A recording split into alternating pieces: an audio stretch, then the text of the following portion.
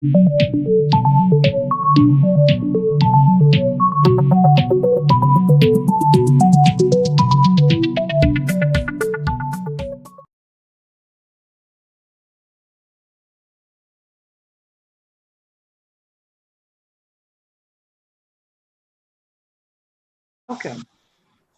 It was interesting to see the interest in the topic of change champions. I think it's a word that has been around for quite some time, but it's the first time in my time in organization development that it's become so topical that even if we don't bring it up, it comes up in conversations, and in requests for proposals and quotes, and clients wants to talk about it and so on. So we thought, let's explore this together today. And for us, it's come quite a way in terms of we've got a program called New Manager Bootcamp that we developed in 2013-14 and have been using it in various clients in all sorts of different industries. Specifically designed for people who have recently been promoted or are about to be promoted, and some clients even use it for people who's been in managerial positions for a while and just ask us to take the word new out, because these are also, you know, technical experts and specialists who's been promoted into positions of leadership or management, but the mind shift change was never enabled or supported for them, and suddenly they were expected to just lead people and work through people and make that mind shift and role shift and responsibility shift change without the help and support. And one of the modules that we have in the New Manager Bootcamp, we call it Navigating Change. Hi, Christo. Change Navigation. And it's a 4-hour module of just thinking and learning about change. Because for people who work in organization development in these positions, it's kind of something we've been talking about. It's normal. We know what it is. We know there's different models and different processes, and we know how important it is. But for a new manager that's, for example, a workshop manager, or somebody that works in cleaning in a hotel group, and suddenly they're a supervisor, they don't have that. I can hear myself now. Okay. Chabu. Yeah, there we go. we can also hear you. No, there was something else, but it's gone now. Sorry. So the 4 hours then kind of takes people through what is change, what is the change curve, how does change happen, and into sort of and what about resistance? And resistance isn't always bad. Resistance can be used because sometimes it's just people wanting more information and you didn't realize they needed more information.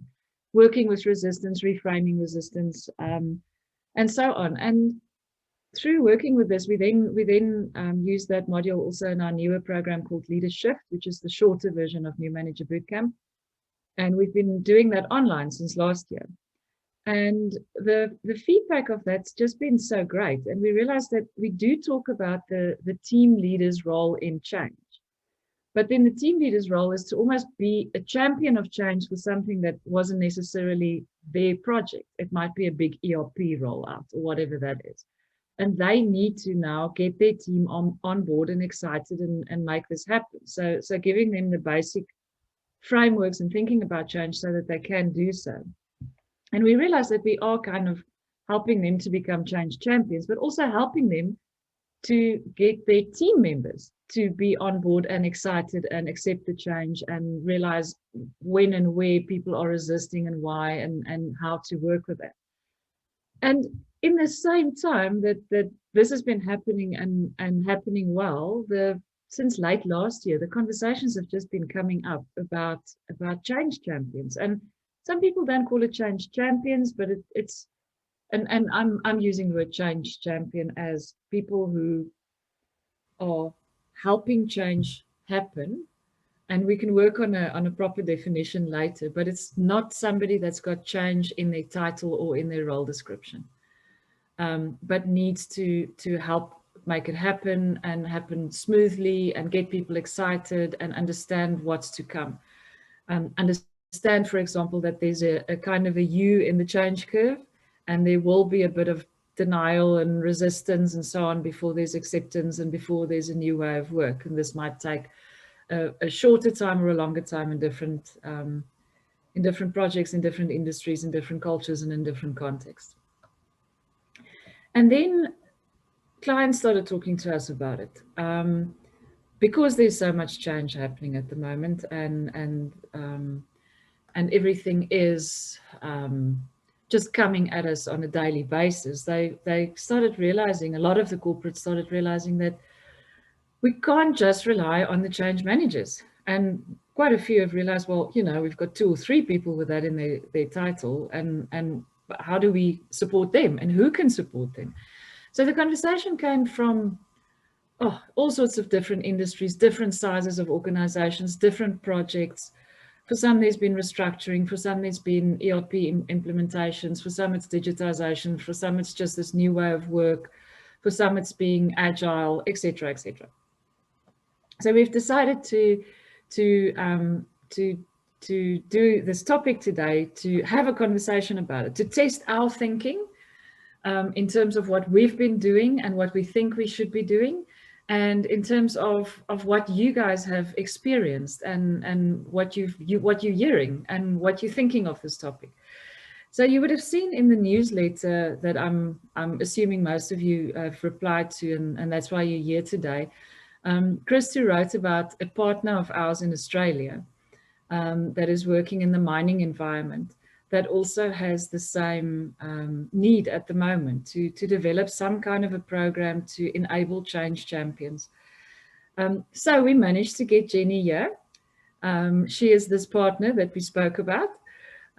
She's here all the way from Australia. It's early evening for her. So Jenny, thank you for making the time.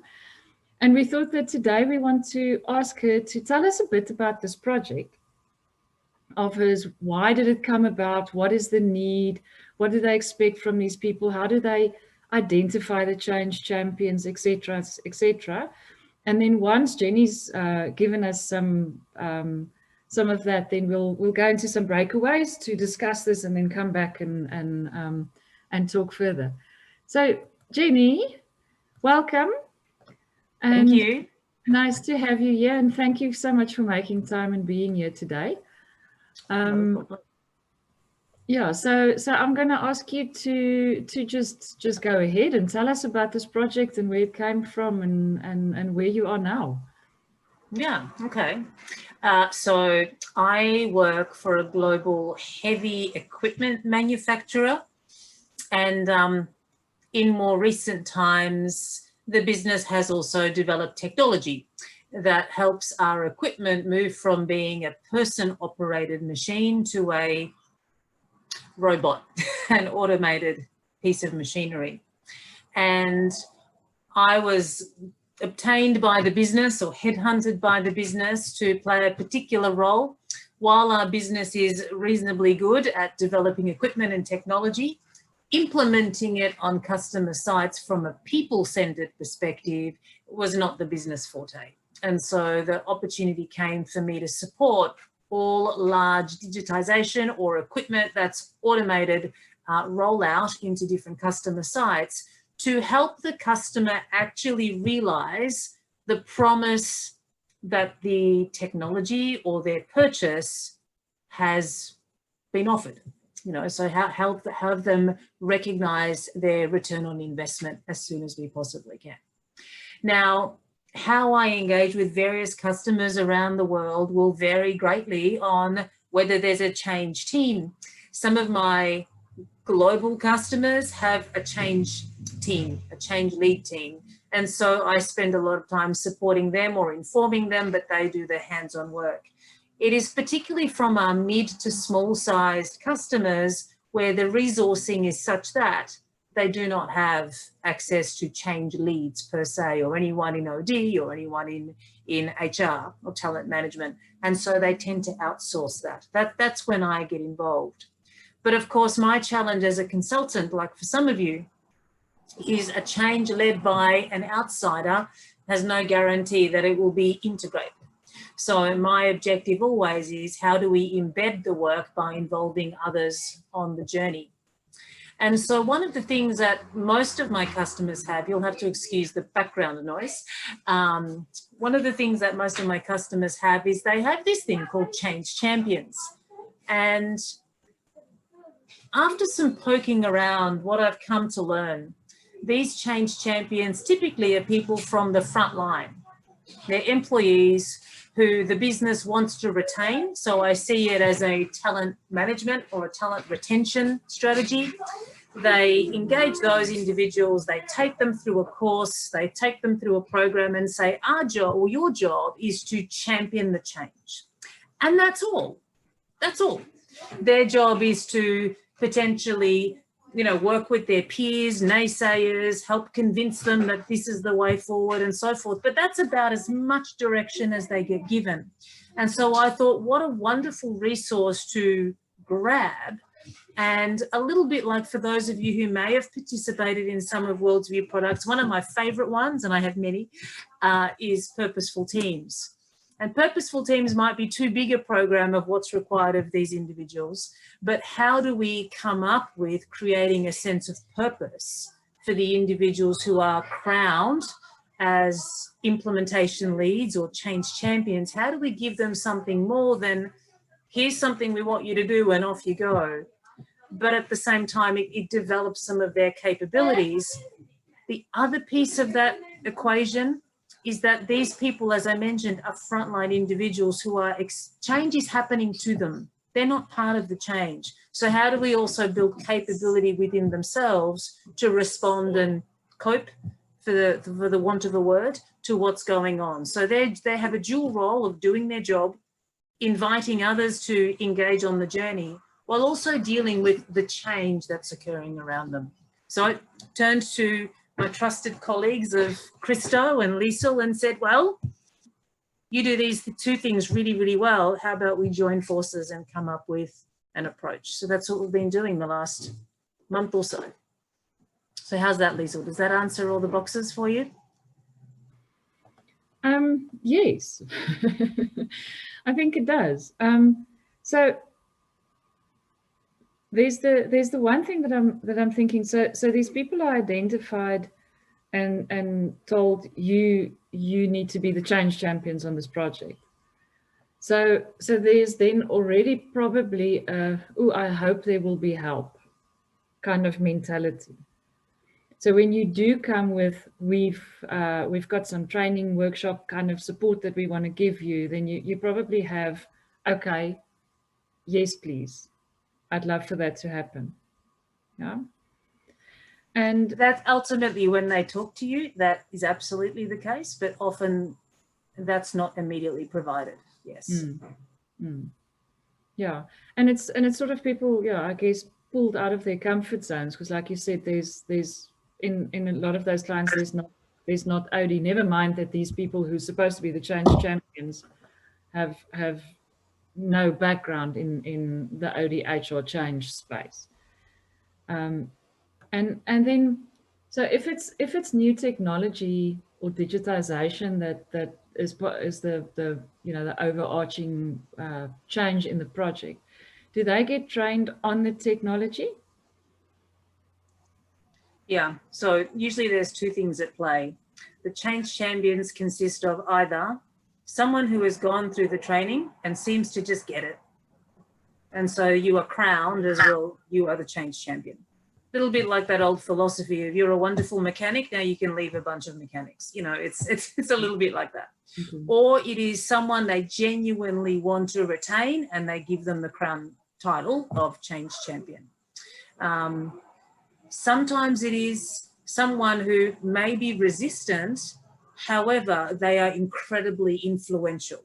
So how do we help that person influence the right way? So that, you know, if I was to put people into categories, they're probably those three categories. Someone who does well in the program or what does well in the training and potentially is identified as, you could be a champion, someone they don't want to lose, or someone who's an influencer that they hope this might turn them to influence the right way.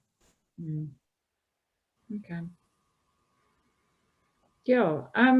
I want to check that if anybody else has a question for Jenny before we go into breakaways to discuss some of this stuff. Anybody that's got a specific burning question? Can I throw in a general question, which Jenny can take first shot at? We did a similar kind of program to this in ACI donkeys years ago, and we started it with a sort of self-awareness thing for the individuals.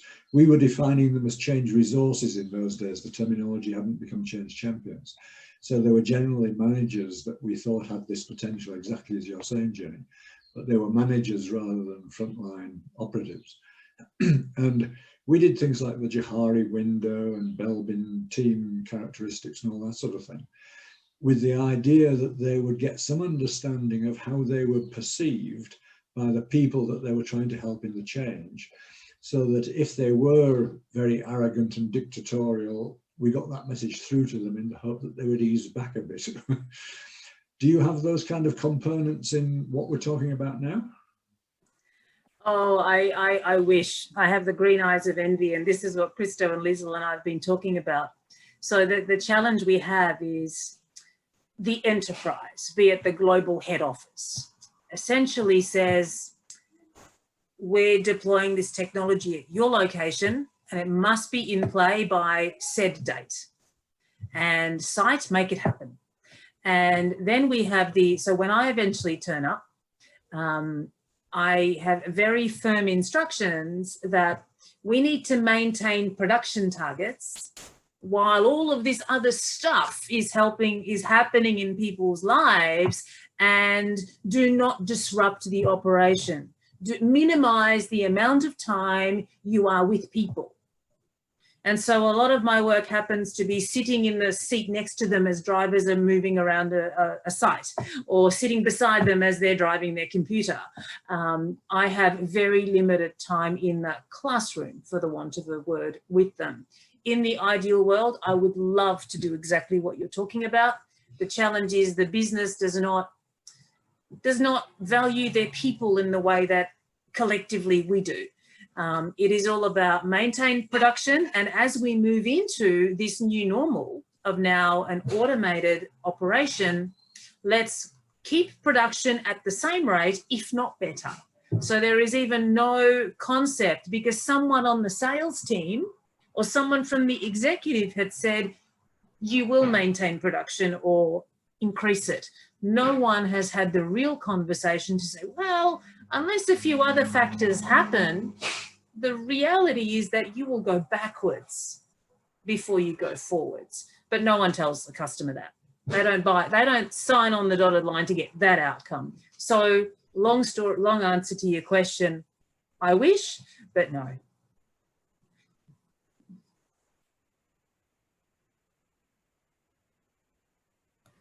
That is the reality of the world, I guess.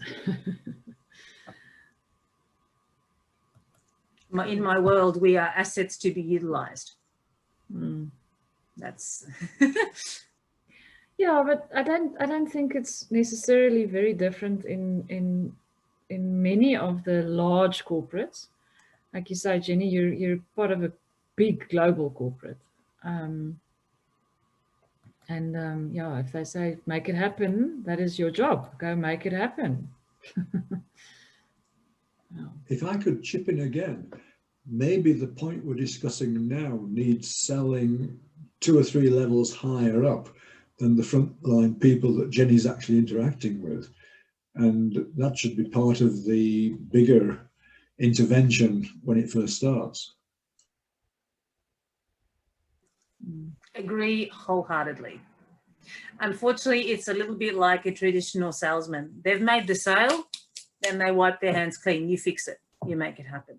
So you're absolutely right. Actually, today I've been having big conversations with the head office of these organizations to say, well, for you to recognize the value of your investment and a return on investment, can you please get me across what other initiatives you have going? Because quite frankly, all those initiatives will distract from achieving the outcome you want. And potentially, is there a way that we can be collectively embedded in this approach? And you have a you keep the skin in the game to keep everyone else able to do the work that needs to be done. So they're the conversations I'm finally allowed to have at that senior level, because I've agitated for 18 months to have those conversations. But you're right. It still doesn't take away from the reality that you're the site that this is happening at, and do whatever it takes. And that's literally the instructions the managers are given. Liezel? Chip in Carry on, Dave. just a quick comment.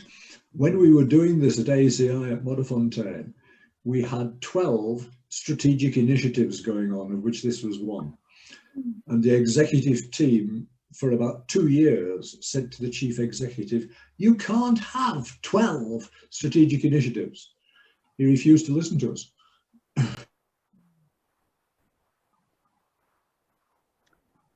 Also true, you know, the one you're working on is the most important one for you, but there's so many things happening at the same time. And then the people you work with are actually so fatigued. Yeah. At my previous employer, and Liezel, you know who they are, there was a specific function at Exco level called, and it's not a secret, called customer success. But and part of what they did was onboarding and activation of new clients specifically for technology. That was their function, and they were measured, in terms of how soon people are onboarded and activated. And because it was mostly software, one could track whether they were actually using the stuff effectively, unlike hardware where it's a little more difficult. But that was part of the process.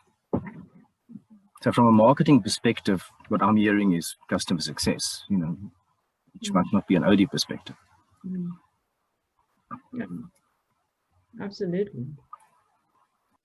And sometimes that success is measured through, I'm just thinking of a proposal we're working on at the moment, big ERP implementation. Can you come help us manage the change? And in the meantime, there's 83 people identified who needs to become the change champions of this project. So can you give them some training? Some of them frontline workers, some of them team leaders.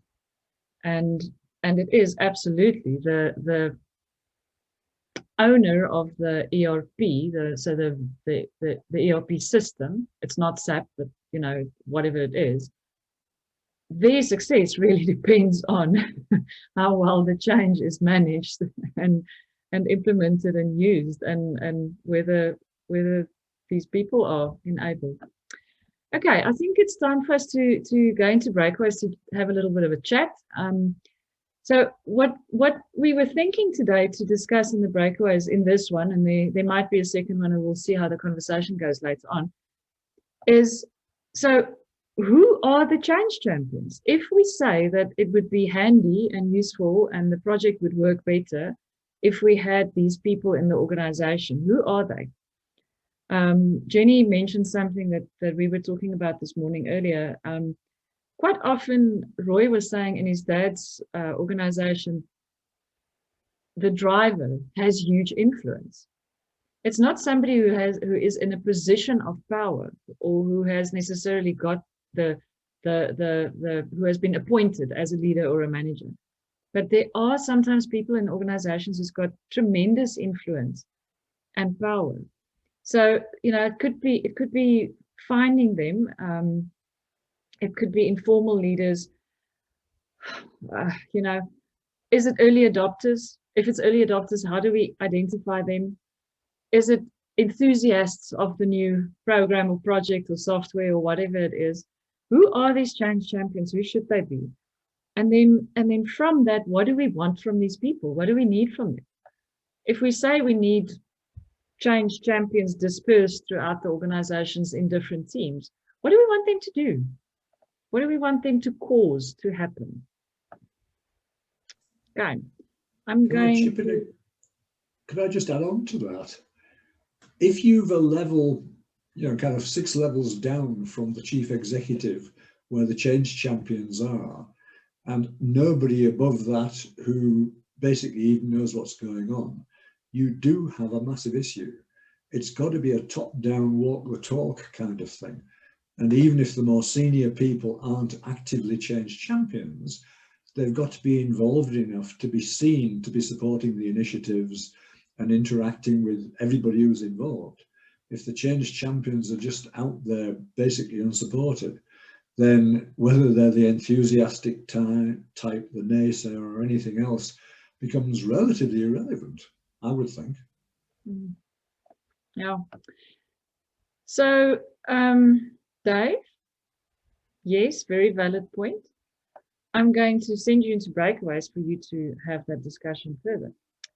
You should get a invitation on your screen to go into a breakaway room, and I'm going to give you about 12 minutes or so, and then we come back and we see what the discussions were. You guys. Yeah, so I thought it would be a very nice conversation, but let's bring it together and then maybe have another conversation, if you'd like. Lindsay, our method is definitely conversation, so this is not the end, and you now have to stay quiet. Okay. Okay. Okay. So I want to get some feedback from each of the rooms. The first room had Jenny, Michael, Nikki, and Tina in it. What did you guys talk about? I have some notes, as usual. Cool. I'm sure Jenny, Nikki, and Tina will jump in and straighten me out if I meander off any path. On the first question, who should these change champions be? The conversation went around that it's not any particular position. It's not any particular, standard, and it's very organizational dependent. And we felt that this person, this individual, needs to be trusted and respected by leadership and the consultant and the users. It was felt that the changes actually has to take place at the user level anyway, and that they should be influential also across those 3 sort of tiers, if you like. And it was also felt that the people, the very users, the very people that are expected to change, should be involved in influencing at least the decision as to who the change champion might be. So that was the first question. You want feedback on the second question as well now? Yeah, I just want to ask quickly, on your last point, you said who should help influencing who these people should be? The very users themselves, the people that where you want the change to take place, they should have a say at least in determining who this person is. Another point was also made there that I didn't mention, was that it can often be seen by this so-called selected change champion that it's some kind of punishment, but it shouldn't be. It should be part of their job, and it should be not just some kind of add-on. It's what they do. Okay. That was question 1. I guess that's difficult because it will probably be an add-on. Or seen as an add-on, and the challenge is then to make it part of the way they work.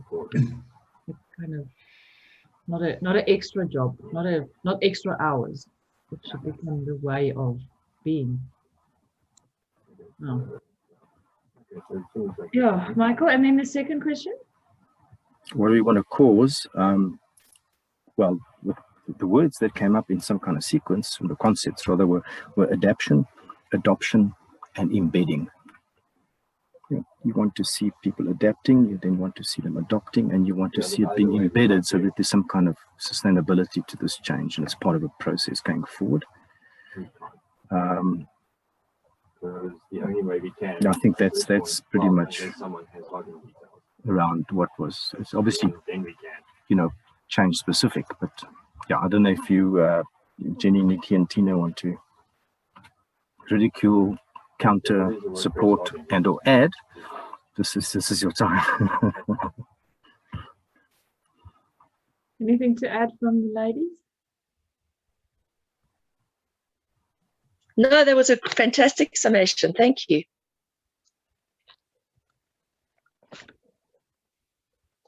Cool. Yeah, Michael seems to be good at that. Definitely a talent. Okay. Since my secretarial course, it's improved dramatically. Thank you. Minute taking. The second room had Joanne, Kenzie, Rinet, and then the join us on Twitter at WillsV. I forgot to say that. We're tweeting live, everybody, at WillsV, if you're interested in. What did you guys think in the second room? Okay, as part of Rinet's training, I think I'll give it to her so she can give feedback on that. But what we actually discussed from our perspectives was that any like from where I'm standing from, my change champions or my change agents that role has been given to the senior manager role. But when we had a discussion, we thought that not only the senior managers, but also leadership, and it should be in three folds, where you've got your leadership, you've got your champions, and you also have the people at the bottom to support you in terms of the change that you're driving. So change agents doesn't only stop, the buck doesn't stop with only one person on one level, but everybody within the organization also forms part of the change. But leadership mostly would drive the change or will be your sponsors. Joanne, I don't know if I've covered what you discussed, and Rinet, you can also come in.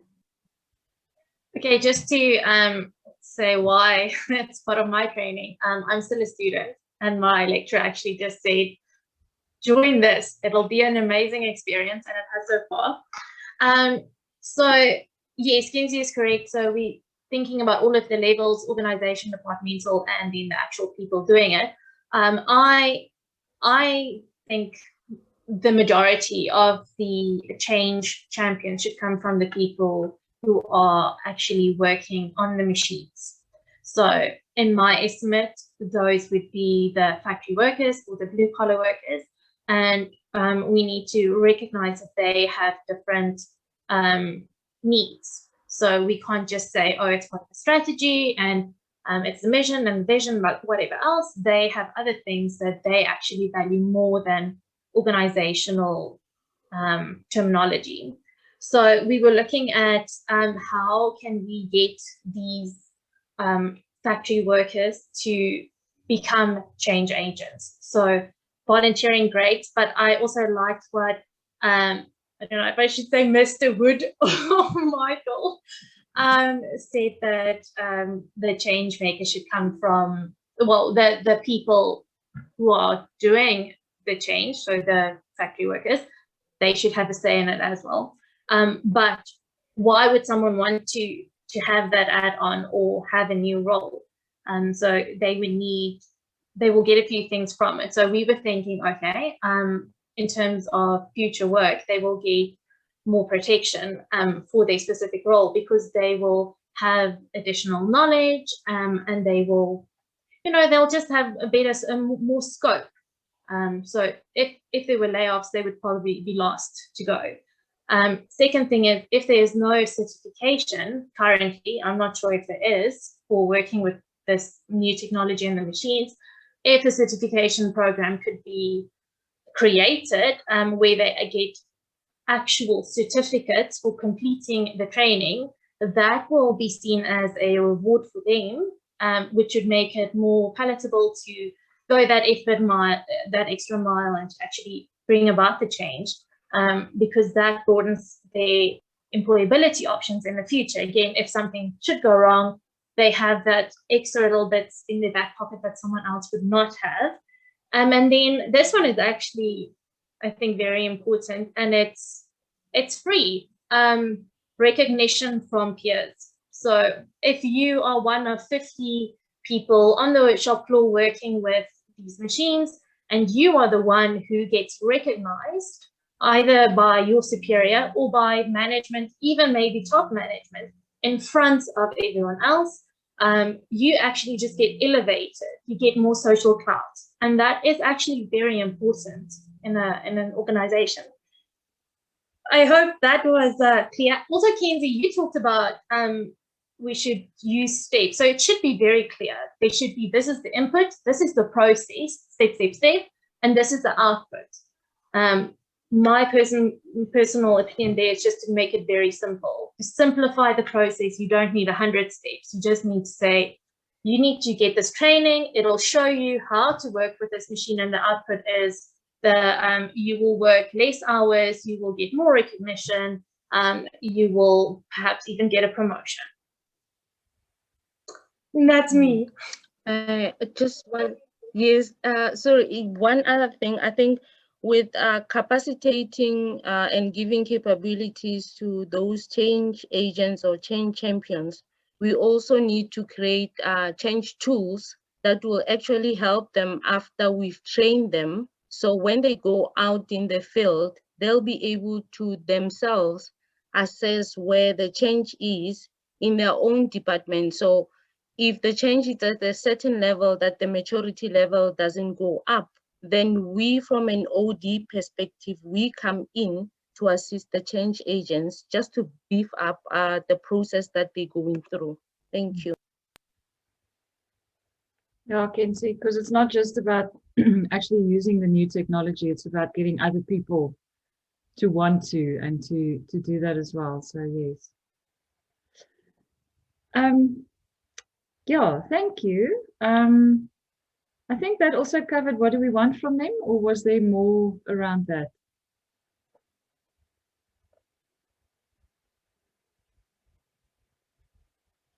So the second question was, what must they do? Oh, okay, what must we want? What do you want them to do? We didn't get that far. Okay, that's why Kenzie was quite upset with me. Okay. I'm just going to read. That's fine. Jenny's comment here, recognition, certification, etc., a very contextual thing. As are promises of safety or promotion. Agree that there must be a what's in it for me, but what it is and what is valued varies from country to country, yes, and from industry to industry and organization and person to person, I guess. Yeah, true. Room 3 had Gwen, Richard, Roy, and Varsha. What did you guys talk about?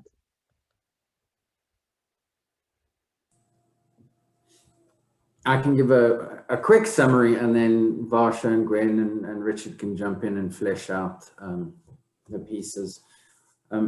We were talking about, handpicking change champions for a different purpose. So if looking at the different stakeholder groups, so, as mentioned earlier, who are the people with good social influence, and talking about things like avoiding stereotypes. So if there's a new technology, don't just select a whole bunch of millennials or whatever the gen after them are.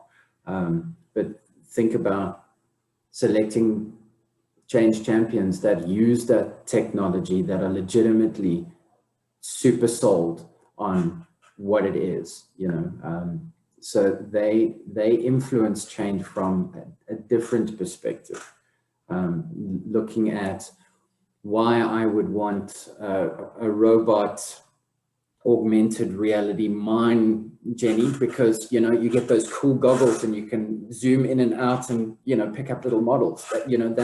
That would have me sold. So looking at the, outside of the regular change communication, what are those stakeholder groups that you hand select? And some might even be, traditional. You have the title of leader for in a command and control setting, like Gwen was mentioning. when there's timelines given, you do whatever it takes, and sometimes there's a stick needed. You know, and there was also a piece on contracting around expectations. So, you know, business says we need this change to happen by then, but, you know, production also needs to go up and no one needs to leave the business because of nervous breakdowns. You know, sorry guys, it's not going to happen. And that might make you a bit unpopular. There were also conversations around, you know, what is that critical mass that's required for system-wide change to happen. And there is an actual formula that, you know, one formula that we spoke about. It's the standing ovation formula. It's a statistical model based on predicting people as a collective. So yeah, there's, what else did I miss, guys and girls? We also spoke about the creation of a movement and then the tipping point. I'm having to duck out for a minute. Sorry? It's okay. Dave just told us he needs to go out for a minute. Okay. Please continue, Varsha. Yeah, so the creation of a movement, and what would be the tipping point, you know, for one influencing the change to the other one. And we spoke about the you know, sort of like the dances that people do in the streets, breaking out into the dances, and how, you know, the little clusters influence each other. Also spoke about the combination of having the human resources partnering with business leaders, so that there is a people leader and a business leader partnering at the different sites or locations where the changes are starting to roll out, as they both bring in different perspectives. And I think also just, you know, putting it out there to anyone who's passionate about the area. So I think you can't get away from, you know, individuals who have a clear purpose on the case for change and are passionate about the topic. And if you combine the two, then those actually, you know, come through as really, really powerful and impactful change champions. The selecting who has something to win or something to lose. Yeah.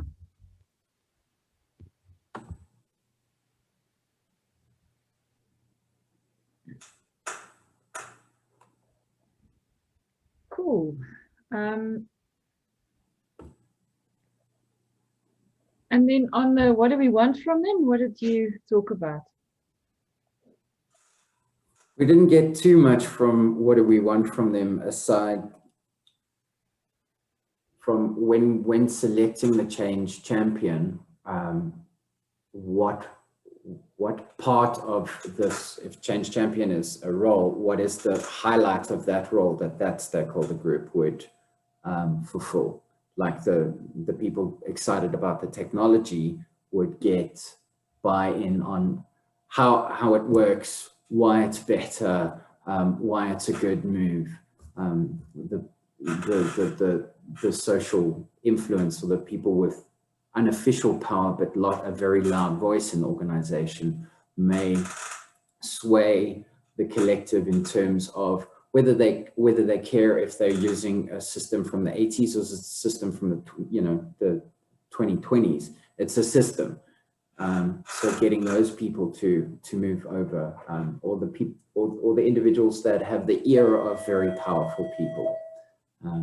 So yeah, not, you know, in the selection point, they would fulfill or highlight a different aspect or element of the change. So it's almost the person selected would then also get certain things done, and to get the things to get done is stuff like get buy-in, get people excited, get people to be curious, and it's all, I guess, then working with resistance to overcome resistance in a healthy way, something like that.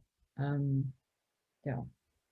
So effectively, it's most of the time these things are what's in it for me. What am I going to gain from this? Why should I do it? So it's focusing on the positive points of it's going to give you more time to do something else. And if you do it quicker, you won't spend so much overtime. That's not a positive in a lot of people's books, eh? So if we cut down on the overtime, I might be able to increase your base salary. So you kind of hone in on the what's in it for me, because that's how the world works. Let's not forget that. So if there's nothing in it for me, why should I be invested in this? If I'm going to lose my job, I'm damn sure going to be invested in it if I don't have somewhere else to go. So we tend to play on people's needs and their wants and those kind of things. So if you get somebody that's totally against it, you need to find something that person wants, that this change is going to give them.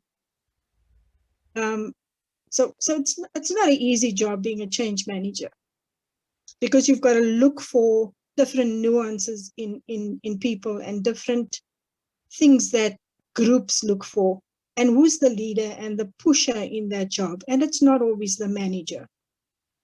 The leader might be somebody sitting there right at the bottom of the pile that niggles, and everybody else above him listens to what he's saying and then thinks, yeah, but what he's saying is true. So you've got to find out who's your influencer. Yeah. Gwen, in one of the talks last year, we had Alon Shavat, he's in Israel, talk to us. He's seen as one of the OD gurus. He's retired now, but he still writes a lot, and he's got a very interesting blog. And he said that the role of OD is to remove barriers to enable change, and that it is not a science, it's an art. And when I was listening to you now, I was thinking, you said it's not easy. No, it's not. It really isn't. There's very little tick boxes that is going to make you handle a change perfectly, I think. It is an art. Any art worth looking at takes a long time to do. It might not take a long time to execute, but to get to the point where you're creating beautiful art. So that's why I like those guys that are pencil artists. They get the job done without the same length of time. So you need something with quick wins as well. Definitely. Yeah, but there's definitely something to be said for the quick wins and the celebrations of those quick wins to keep everybody interested and excited and buy in and make them understand why it's a good change, why it's something they want to be part of. Okay. Yeah, sorry, I want to add a little 3 cents here. Yeah. I think a large part of it is not, your question was, who are the change champions? I think a large part of it is who aren't the change champions, who sit in the opposite end of that spectrum, that can have a great influence on counteracting exactly what you're trying to do. Yes. And I think that would be a very important focus point.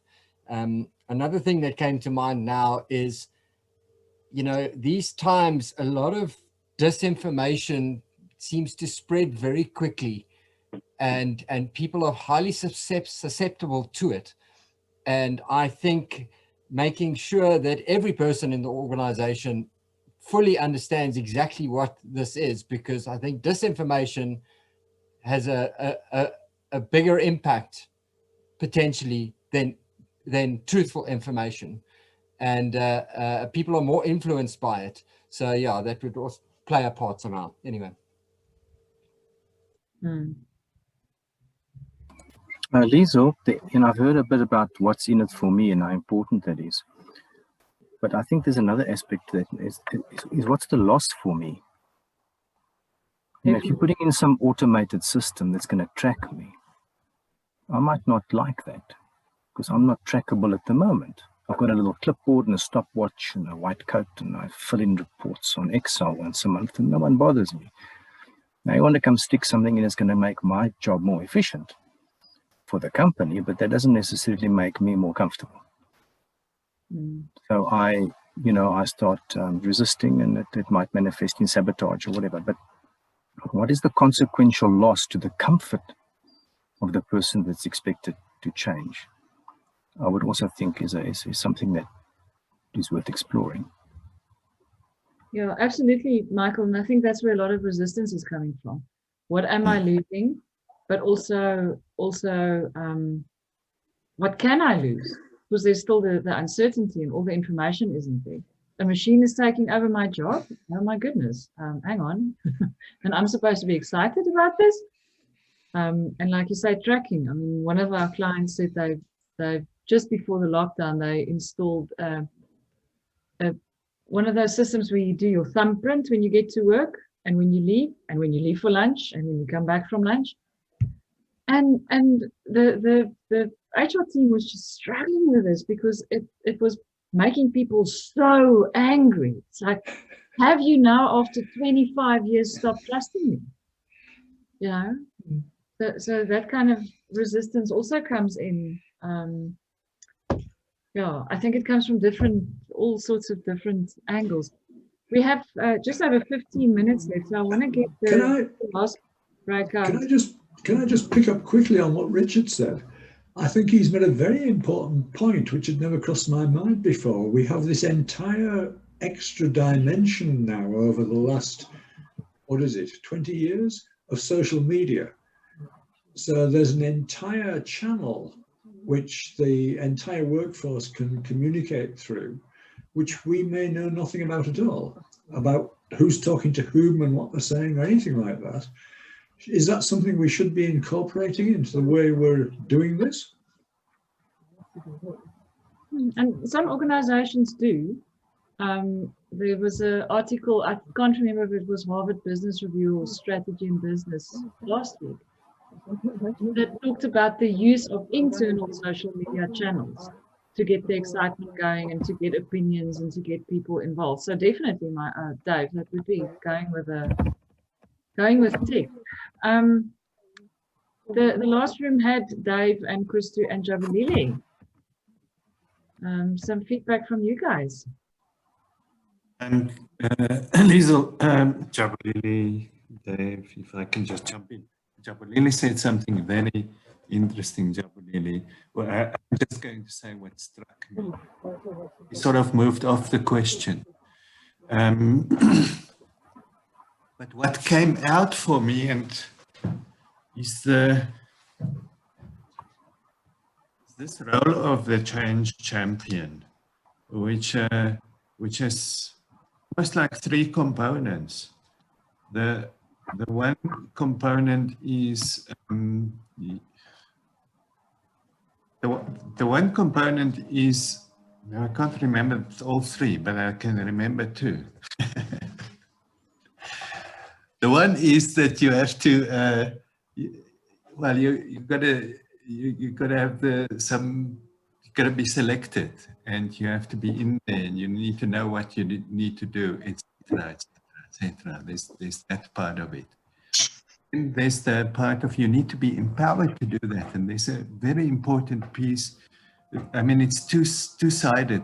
The one side is you need to have some personal development stuff going on so that you can deal with what the resistance and all of these things that we find easier, or some tools or things. And the other part of empowerment is sponsorship, and that's such an important thing, because you never do this in a vacuum. And then, of course, earlier in the conversation came out the structural aspects, the org design aspects around my role. Is there this role? Is the recognition? How much more work am I going to have to do? Are you going to give me a badge? How are you going to make me feel that this is worthwhile? And some of that aspect that is emotional, and some of that is is actually you're asking me to do more work here, and it's actually quite difficult work. What came out for me from what Jabulile said, is the importance of a community of practice. That is just like, I can't see if we don't have Dave's silver bullet of 2 weeks off-site and we do 15 instruments that help you to understand yourself and deal with power in different ways, which I, by the way, don't think will work in any business in this world today.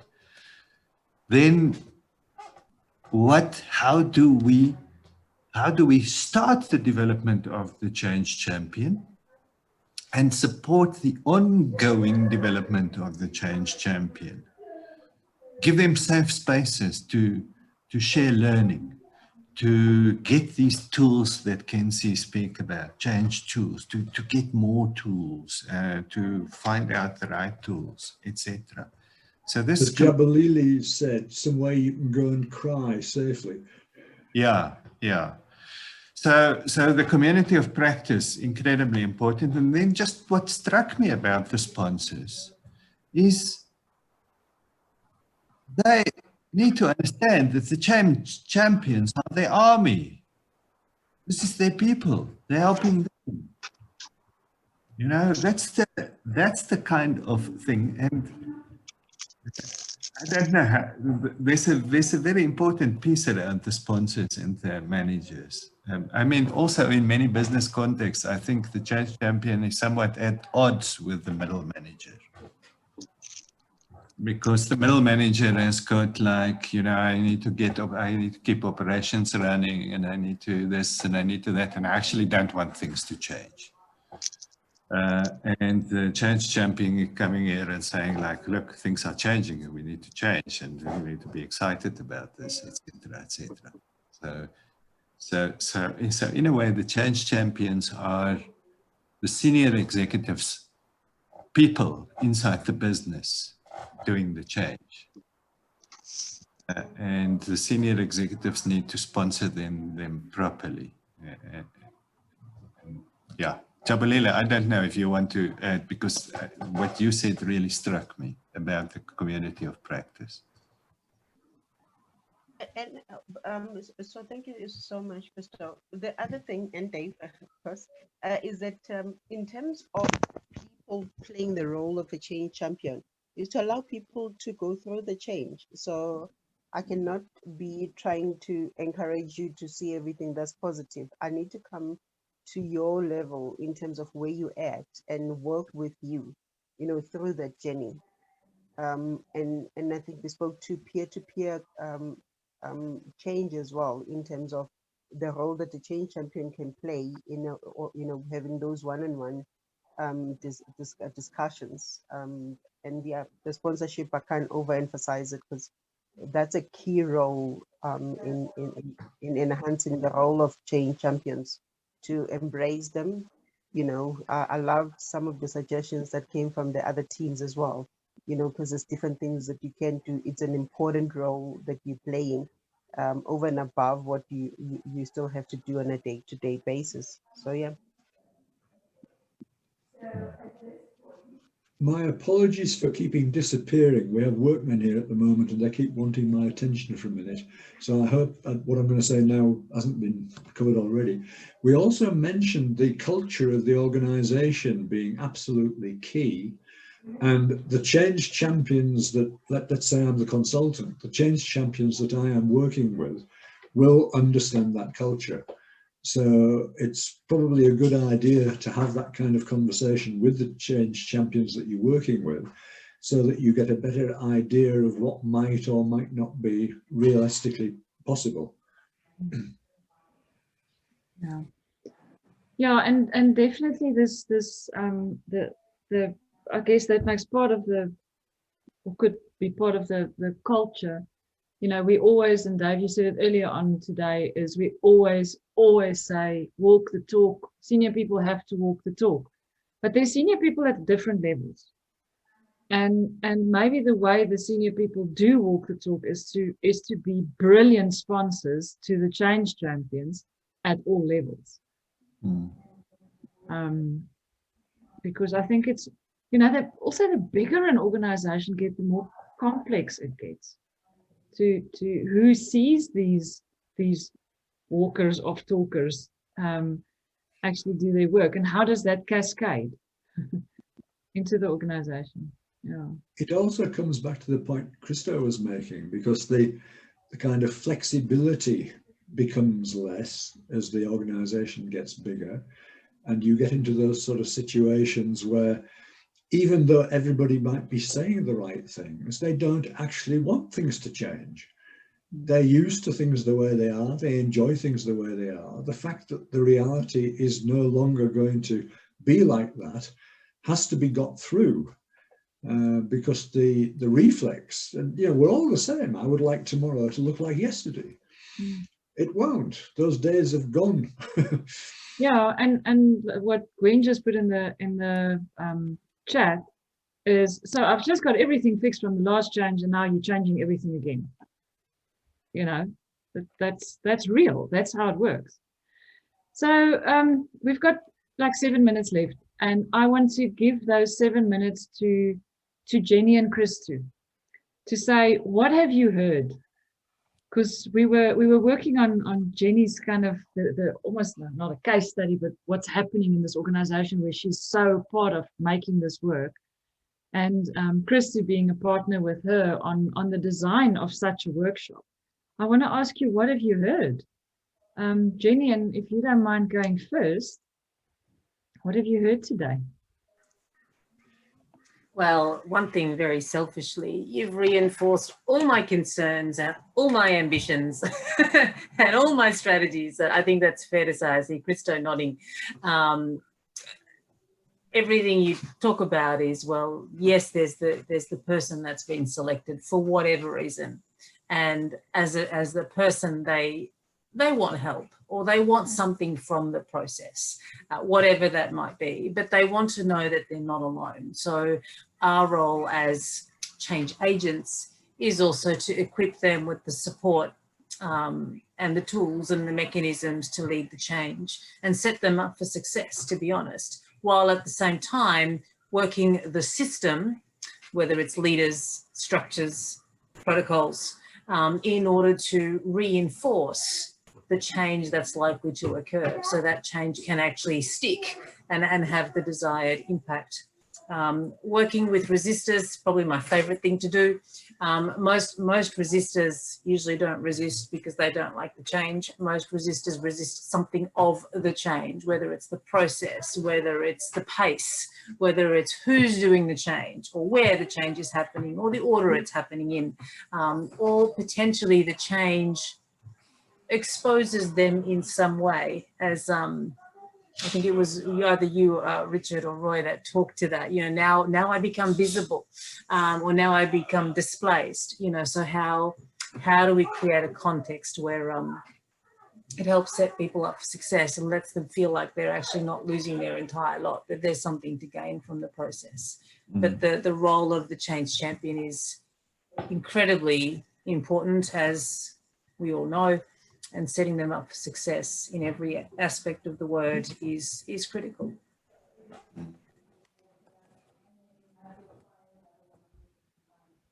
Definitely. Yeah, and I think a lot of what came out in today's discussion is that you talk about setting them up for success. It's not setting them up for failure. Hey, you're our new change champion. Go on this 3-hour or 1 hour, 1 day workshop and you'll be fine. It's not setting them up for success.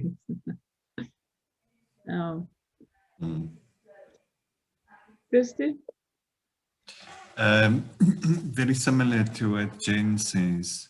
I mean, for me, as looking at it, I mean, we always look at this thing from many levels. We look at it from the level of the whole system. And then we look at it at the level of the actual change champions. And then we look at the level of the people they need to influence, who are generally the rank and file of the organization. If I may use those ugly militaristic metaphors. And I think one has to be real, you know, there's so much you can do, and you must do as much as you can do with the person of the change champion. Support them. I loved some of the things that came out around the WHO from the first group, that trusted, respected, influential across the 3 tiers. That gives me an indication that if we work with the development of this person, the change champion, then that's part of what perhaps we need to work with, is to help them to have an understanding that they work across levels in the organization, and they need to build trust, and they need to influence across the different levels. I like the idea of adapt, adopt, embed. I thought that was very cool. The creation of the movement at the tipping point was for me like an interesting idea. Of course, the idea that we have to build in certain change tools, tools for creating, well, getting people along on this movement. And I love, Liezel, the reminder of Alon, the removing barriers to make change happen. That's just like a really helpful thing, because I think this is to a certain, I mean, if I look at this role of the change champion, they're going to go to the people who are the rank and file adoptees. And the people are going to say to them all sorts of resistance stuff. And the point about the resistance stuff is that they're not just being difficult, they're giving you feedback. They're actually giving you feedback. They're telling you, you know, like Gwen said up here is, now you want me to change again. I've just changed. And things like that. So there's actually, maybe they're experiencing fatigue. What do they do with this information? So does the change champion become like a kind of a node between the organization and the leadership? And how do they play that role? How can they take that information back, etc.? And then the big thing that came from me, and I want to thank Jabulile for that, it's been part of our thinking, is the idea of this community of practice, is we can go in and we can do 4 hours or 6 hours with people to get some basic thing going. 4 hours and 6 hours, we can do something that's valuable. Of that, I'm absolutely sure. We can do something valuable in 2 hours, just slightly less than in 4 or 6 hours. But it's never, we can never say, now we've done it. So how do we support people sustainably? And also, how do we shift the support from us as externals to inside the organization? And once again, to Kenzie's point around the support role that HROD needs to continue to play, if you have an organization that's big enough to actually have those roles, certainly. But how do you sustain momentum? And I think the community of change champions, community of, it needs, if we can succeed in building that community, then we will do very well. If not, we will come in with little interventions to try and shift something, and it will help. But the really sustainable piece in there is this development of the community. That's what I think. I just see this thing of community more and more and more important. Yeah, and interestingly, Christy, that's what I wanted to propose for our next AD talk, is communities of practice. Because we've been doing it for years. I know in 2013, we've helped one of the banks to set up a community of practice. But it's also now become part of the agile way of work. So it's almost become a prescribed way of learning and being and checking in and being supported. And maybe for all of us to come together for the next one and to learn more about how do you do it. Because what I've been finding with communities of practice, in the bit of experience that I have with them, is, and then busyness gets in the way. So you don't show up because this is not necessarily part of the boxes I have to tick today, or KPIs. So how do we get that incredible value that a community of practice can add? This place to, what did Javalili say? Cry safely, where you can go and cry safely, but also where you can learn and where you can say, I tried this and it didn't work. Help me think through it, you know, and learn from each other's mistakes and stuff. So I'm hoping that can be our next OD talk in 2 weeks from now. So I see people are leaving. I'm sorry we went over time. Thank you everybody for joining today. It was wonderful. It was a great discussion. I really enjoyed it. And so nice for us to always get different opinions so that we don't get stuck in our own thinking. So thank you for that. Thank you for sharing. Thank you for chatting. And thank you for being here and being part of this community. And see you soon. Thank you.